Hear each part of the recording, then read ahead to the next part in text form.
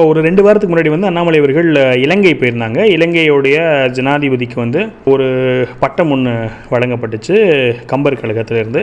அதில் அண்ணாமலை அவர்களும் பங்கேற்றிருந்தாங்க. நம்ம கம்பபாரதி ஐயா இலங்கை ஜெயராஜ் அவர்கள் அவரோட அழைப்பில் அங்கே போயிருந்தாங்க. அங்கே வந்து அண்ணாமலை அவர்கள் ஜனாதிபதி முன்னிலையில், அதாவது இலங்கை ஜனாதிபதி முன்னிலையில் ஒரு ½ அன் ஹவர் பேசியிருப்பாங்க. இங்கிலீஷ் அண்ட் தமிழ் மிக்ஸ் பண்ணி பேசியிருப்பாங்க.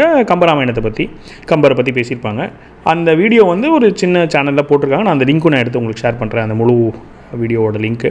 அந்த ஸ்பீச்சில் அண்ணாமலை அவர்கள் என்ன பேசினாங்க அது இங்கிலீஷ்லேயும் இருந்துச்சு. மற்றபடி அதோட சுருக்கம்னு வச்சுக்கோங்களேன். அதுதான் வந்து இந்த வீடியோவில் நம்ம பார்க்க போகிறோம். நான் உங்கள் மணியன் கோபி, நீங்கள் பார்த்துட்டு இருக்கிறது பாசிட்டிவ் பாலிடிக்ஸ். ஒருவேளை நம்ம சேனலை சப்ஸ்கிரைப் பண்ணால் பார்த்துருக்கீங்கன்னு பட்சம் சப்ஸ்கிரைப் பண்ணி பெல் ஐகான் கிளிக் பண்ணிக்கோங்க. ஸோ நான் அடுத்தது போகிற வீடியோஸ் உங்களுக்கு வந்து சேரும். இல்லாத ஒரு வார்த்தை. பெரிய மனிதர்கள் இங்கே இருக்கின்றார்கள், கம்பராமாயணத்தை கரத்து குடித்தவர்கள் இருக்கின்றார்கள், அதை போல் வாழ்ந்தவர்கள் இருக்கின்றார்கள். இரும்படிக்கிற இடத்துல ஈக்கு என்ன வேலை? ஆனாலும் ஈயினுடைய சத்தமும் கேட்க வேண்டும் என்று ஐயா விருப்பப்படுகின்றார் என்று நினைத்தேன். அந்த ஈயினுடைய வார்த்தையும் கேட்கணும். Even the voice of the house fly should be heard in the sabha. So that is why I thought it is a great privilege to come and talk. So முதல்ல அவர் வந்து எப்படி பேச ஆரம்பிக்கிறாருன்னா, இன்ஃபேக்ட் இவர் பேசுறதுக்கு முன்னாடி தான் அந்த இலங்கை ஜனாதிபதி அவர்கள் வரார். ஸோ ஃபஸ்ட்டு ஜனாதிபதி முன்னாடி அண்ணாமலை தான் பேச ஆரம்பிக்கிறார். அப்போ அவர் முதலே சொல்லிடுறாரு, என்ன சொல்கிறாருன்னா, இப்போ ஜனாதிபதி இருக்காங்க, அதனால் நான் என்ன பண்ணிடுறேன்னா இந்த ஸ்பீச்சை இங்கிலீஷ் தமிழ்னு மிக்ஸ் பண்ணி பேசுகிறேன், நான் அவருக்கும் புரியணும் இல்லையா, அவர் எவ்வளோ இது எடுத்து வந்து உட்காந்துருக்கிறாரு, அதனால் நான் சொல்கிறேன்னு சொல்லிட்டு அப்படி ஆரம்பிக்கிறாரு. அப்போ சொல்கிறாரு, ஒரு பொலிட்டீஷியன் வந்து எப்போ ஸ்டேட்ஸ்மேனாக மாறுவார்னு சொன்னால், அதாவது ஒரு தலைவராக எப்போ மாறுவார்னு சொன்னால், இந்த மாதிரியான நிகழ்வுகளுக்கெல்லாம் அவர் பங்கேற்கும் போது, இந்த மாதிரி பெரிய பெரிய ஆளுங்களுக்கெல்லாம் கூட அவர் வந்து மரியாதை கொடுக்கும்போது தான் வந்து ஒரு பொலிட்டீஷியன் ஸ்டேட்ஸ்மேனாக மாறுவாங்க.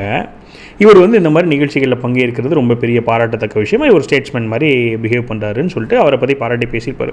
ஏன்னா அது ஒரு ஸ்டெப்பு தானே. இப்போ இவங்க போலி மறுசார்பெல்லாம் பண்ணிட்டு இருக்காங்களே, இது நான் சொல்கிறேன், பண்ணிட்டு இருக்கும்போது அவர் வந்து கம்பராமாயணத்துக்கு முக்கியத்துவம் கொடுத்து பண்ணுறாருங்கிறது சந்தோஷமான விஷயம். அதை சொல்லிட்டு அவர் என்ன சொல்கிறாருன்னா, பெரிய பெரிய மாஸ்டர்ஸே வந்து கம்பராமாயணத்தை இன்னும் படிச்சுட்டே போகலாம். நான் வந்து இங்கே இவ்வளோ பெரிய பெரிய ஆளுங்க இருக்காங்க, எல்லாம் பெரிய பெரிய முன்னோர்கள்லாம் இருக்காங்க, உங்கள் மத்தியில் நான் வந்து இப்படி கம்பராமாயணத்தை பேசுகிறதுன்னு ரொம்ப தயங்கினேன். ஆனால் நான் என்ன சொன்னேன்னு சொன்னால், இரும்பு அடிக்கிற இடத்துல ஈக்கு என்ன வேலை, நான்லாம் வர வேண்டாம் நான் நினச்சேன், ஆனால் கம்பபாரதியை வந்து கட்டாயம் வந்தே ஆகணும், ஈயாக இருந்தாலும் பரவாயில்ல வந்து பேசுன்னு சொன்னார், அதனால் நான் வந்து பேசுகிறேன் அப்படின்னு சொல்லிட்டு ஆரம்பிக்கிறார். இப்போ அவர் சொல்கிறாரு, இதுக்கு முன்னாடி இங்கே முக்கியமான நபர்கள்லாம் இருந்தாங்க.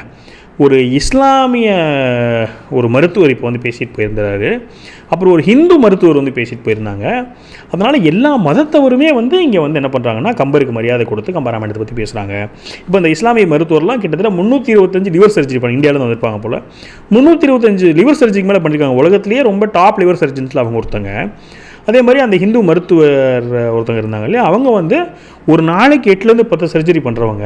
இப்படி அவங்கவுங்க துறையில் பிரபலமான இருக்க எல்லாருமே வந்து கம்பர் பற்றி பேசிட்டு போயிருக்காங்க. நான் எனக்கு தெரிஞ்சதை நான் சொல்கிறேன்னு சொல்லிட்டு ஆரம்பிக்கிறார். கம்பர் வந்து கிட்டத்தட்ட 10,700 பாடல்கள் எழுதியிருக்கிறாரு. ஆனால் 10,700 பாடல்களில் கம்பராமாயணத்தில் ஒன்றில் கூட அவரோட புகழ் அவர் பேசினதே இல்லை, அவரோட புகழ் பாடவே இல்லை. அதனால தான் அவர் கவி சக்கரவர்த்தி அப்படின்னு சொல்கிறார்.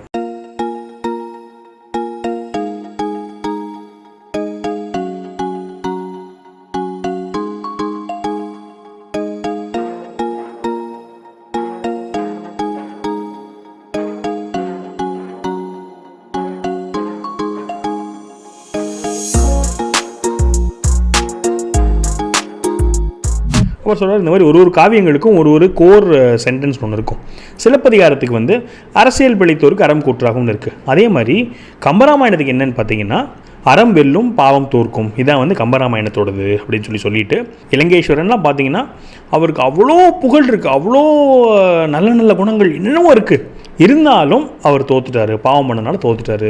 அதனால தான் வந்து கம்பராமாயணத்தோட அந்த மூல கருத்து வந்து அறம் வெல்லும் பாவம் தோற்கும் அப்படிங்கிறார். அப்புறம் சொல்கிறாரு, பொதுவாகவே என்ன சொல்லுவாங்கன்னு சொன்னால், இந்த மாதிரியான மன்னன் இருக்கிற இடத்துல மன்னன் வந்து உயிர், மக்கள் வந்து உடல்னு சொல்லுவாங்க அந்த காலத்தில். ஆனால் கம்பர் வந்து அதை மாற்றினார். கம்பராமாயணத்தில் அவர் என்ன சொல்கிறாருன்னு சொன்னால், மக்கள் தான் உயிர், மன்னன் தான் உடல்னு சொல்லி மாற்றினார். ஸோ அங்கப்போ வந்து முடியாட்சி தான், ஆனாலுமே அப்போ வந்து மக்களாட்சியை அவர் வந்து என்ன பண்ணாருன்னு சொன்னால் பிரதானப்படுத்தி கம்பர் எழுதியிருந்தார். கம்பராமாயணத்தில் சொல்லுவாங்க, கம்பர் வந்து எல்லாத்த பற்றியும் வந்து விவரிக்கிறார். அவருடைய முடிசூட்டு விழா நடக்கும்போது, ராமருக்கு முடிசூட்டு விழா நடக்கும்போது எல்லாத்தையும் விவரிப்பார். ஆனால் ராமரை பற்றி மட்டும் விவரிக்க மாட்டார் அந்த முடிசூட்டு விழாவில். அப்போது நடந்த சம்பவம் என்னென்னு கேட்டிங்கன்னா, ராமருக்கு வந்து கிரீடம் வைக்க போகுது அவர் ராஜான்னு சொல்லிட்டு, அந்த சபையில் இருந்த எல்லா மக்களுக்குமே தலையில் ஒரு கனமான மாதிரி ஒரு உணர்வு ஏற்பட்டுச்சு. கிரீடம் என்னமோ ராமர் மேலே தான், ராமர் தலையில் தான் வைக்கப்பட்டுச்சு.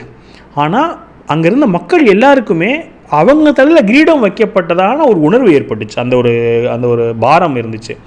ஏன்னு சொன்னால் எல்லாருமே ராஜா மாதிரி உணர ஆரம்பித்தாங்க. ராமர் தலையில் கிரீடம்ங்கிறது மக்கள் எல்லாருக்குமே அவங்க தான் ராஜாங்கிற ஒரு நினைப்பு வர்ற மாதிரியான ஒரு உணர்வு ஏற்பட்டுச்சுன்னு சொல்லி கம்பராமாயணத்தில் எழுதுகிறாரு.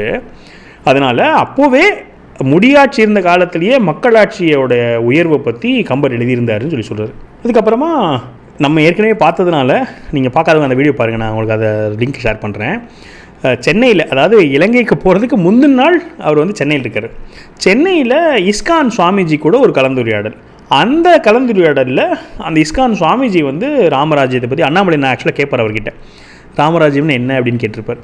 அவர் கேட்டது அடுத்த நாள் இலங்கையில் வந்து இந்த நிகழ்ச்சியில் அவர் அங்கே கேட்டு அவர் என்ன சொல்லியிருந்தால் அதை வந்து இங்கே ஷேர் பண்ணியிருப்பார். அதை பற்றி ஃபுல்லாக நம்ம டீட்டெயிலாக பார்த்துட்டோம். அந்த சுவாமிஜியோட ஸ்பீச்சு அது ஃபுல்லாக ராமரை பற்றி நிறையா இருக்கும். அண்ணாமலை அவர்கிட்ட கேட்ட டவுட்டு அந்த ஸ்பீச் இருக்கு இல்லையா, அந்த சுவாமிஜியும் அண்ணாமலையனும் பேசின ஸ்பீச்சு, அந்த ஸ்பீச்சில் ராமரை பற்றி கம்பரை பற்றி இருந்தது எல்லாத்தையும் எடுத்து இந்த ஸ்பீச்சில் இலங்கையில் அவர் பேசியிருப்பார். நான் ரிப்பீட் பண்ண வேணான்னு பார்க்குறேன். அதனால் நான் என்ன பண்ணேன், அந்த வீடியோவோட லிங்க் டிஸ்கிரிப்ஷனில் கொடுத்துட்டு அந்த இமேஜ் பார்த்துருப்பீங்க, இதில் போட்டுற சைடில் அந்த வீடியோ போய் பாருங்கள். அந்த பாக்கி இருக்கிற ஸ்பீச்சுக்கு இதுதான் வந்து அண்ணாமலைனா இலங்கையில் பேசின ஸ்பீச்சு. அவர் ரொம்ப அடிக்கடி சொல்லியிருப்பார், அந்த வீடியோ அந்த ஸ்பீச் ஃபுல்லாக சொல்லியிருப்பார். இந்த மாதிரி இலங்கை ஜெயராஜ் அவர்கள், கம்பபாரதி அவர்கள் அவங்களோட கட்டாயத்தில் தான் வந்தேன்னு சொல்லி ரொம்ப சொல்லியிருப்பார். எனக்கு அவர் மேலே பயங்கரமான மதிப்பு, இலங்கை ஜெயராஜ் அவர்கள் மேலே. அவங்களோட ஸ்பீச்லாம் பிரமாதமாக இருக்கும். அதனால் ஒருவேளை அவர் ஃபாலோ பண்ணல, அவரோட ஸ்பீச் கேட்கலன்னா கண்டிப்பாக போய் கேளுங்க. அவர் வந்து அவ்வளோ தூரம் திருக்குறளை பற்றி கம்பராமாயணம் பற்றிலாம் அவ்வளோ பிரசங்கம் இருக்குது, சூப்பராக இருக்கும், டீட்டெயில்டாக இருக்கும். ஒரு ஃபர்ஸ்ட் ஆஃப் ஆல் ஒரு காமாக இருக்கும், நம்ம கேட்குறதுக்கே வந்து வேறு ஒரு மனநிலைக்கு நம்ம போயிடுவோம் அவர் பேசுறதை கேட்கும்போது. நான் ரொம்ப என்ஜாய் பண்ணேன், நீங்களும் என்ஜாய் பண்ணி நினைக்கிறேன். நல்லா போய் பாருங்கள். உங்களோட கருத்துக்களை எப்பயும் போல பதிவு பண்ணுங்கள். மேலும் ஒரு பாசிட்டிவ் ஷெட்யூல் சந்திக்கிறேன். வணக்கம்.